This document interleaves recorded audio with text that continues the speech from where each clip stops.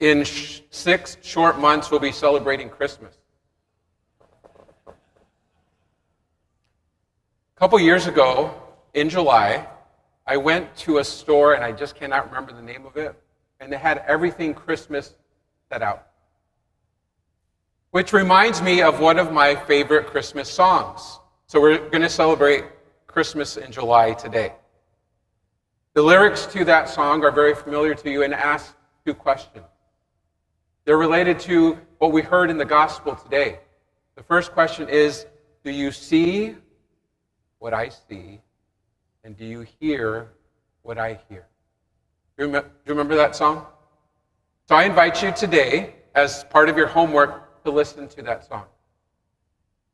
As a way for us to recognize what we see and what we hear. This wonderful parable that Jesus is talking about today is an invitation. It's an invitation to become, we heard it last week, and we heard it the week before, it is to become a partner. It is to partner our life with Jesus. Simple enough, right? Hardly. So if Jesus is inviting us to this partnership in which we share the good news about the kingdom, we might say, what gets in the way?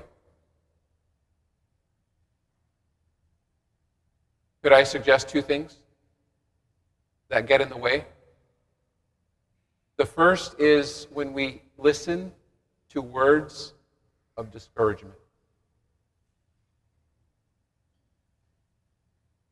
All we have to do is turn on the news, right? All we have to do is look at the newspaper and think about all the terrible things that are happening in the world. And then we get caught up in that stuff. And it's so easy to become cynical and bitter. And then the temptation is to become indifferent. It is to say, who cares? What I do or what I say or what I listen to doesn't make a difference. And so I'm not even going to try. And that's certainly one posture that we could take. But the Lord is inviting us to be people of encouragement. The difference is so easy, isn't it? Between discouragement and encouragement.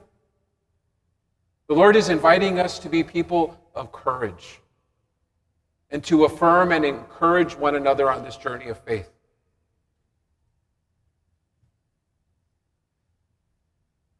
The other one that we sometimes face is one of isolation. On the other side of what we can now say was the pandemic, remember that terrible lock-in where they told us you cannot leave and you can only leave your house if you have to do something essential. I was at St. Rita Parish.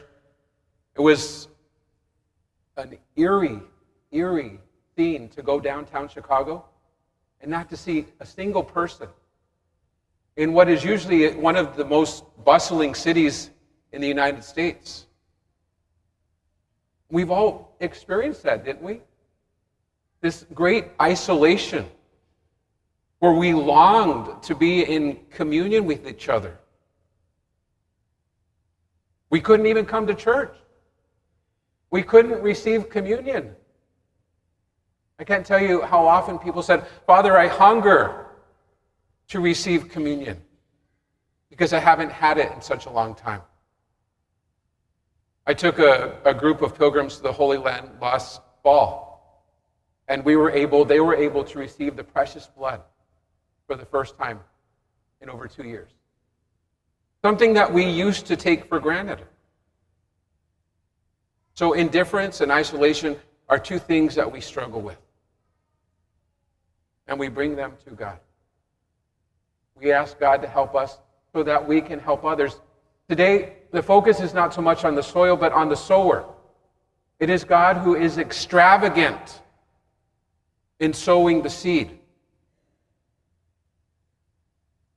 God's generosity is beyond me. But that is the promise, that is the invitation for us to be like God the sower. And we might ask the question, who have been those people who have sown the seeds in your life?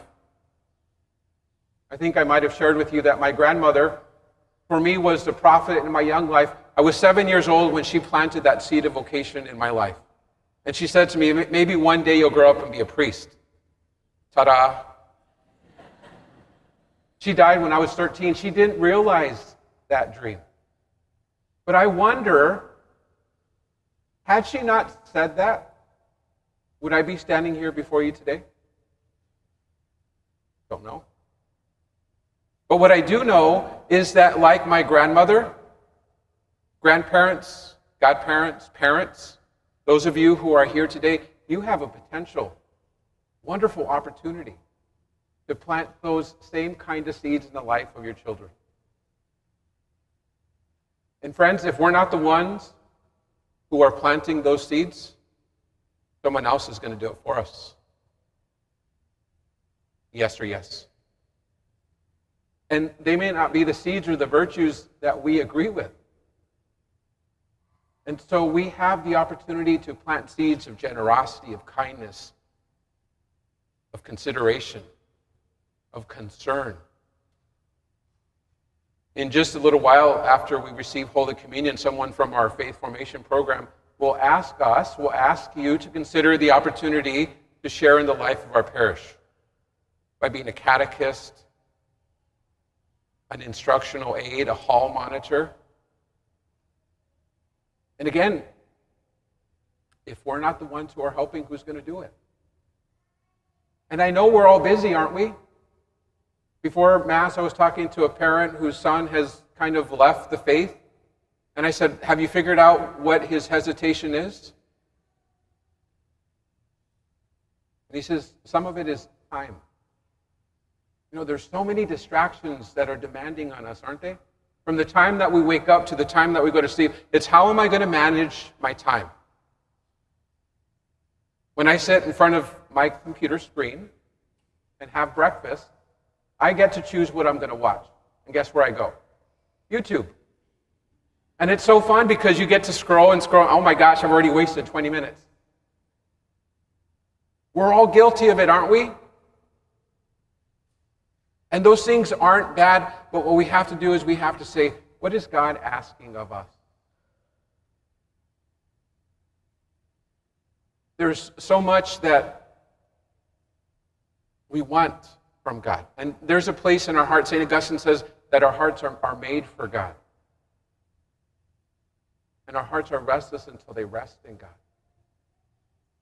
And so there's nothing or no one that can really, truly satisfy us this side of heaven. And so we live with this restlessness. And so we bring that to God. Oh Lord, you have made us for ourselves, and our hearts are restless until they rest in you. So as we receive communion today, the sacraments that give us strength. I remember there was a kid in Las Cruces. He was a football player, and every Sunday he would come. He said, I need my Jesus fix. Because he recognized that he needed the strength of the sacrament to keep going week after week after week.